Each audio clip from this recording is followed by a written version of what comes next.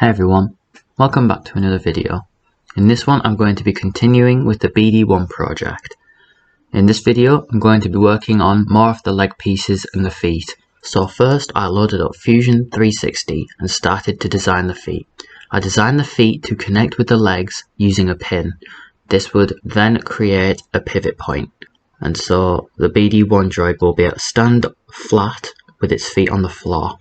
Now that everything has been designed, I sent it over to the 3D printer to be 3D printed.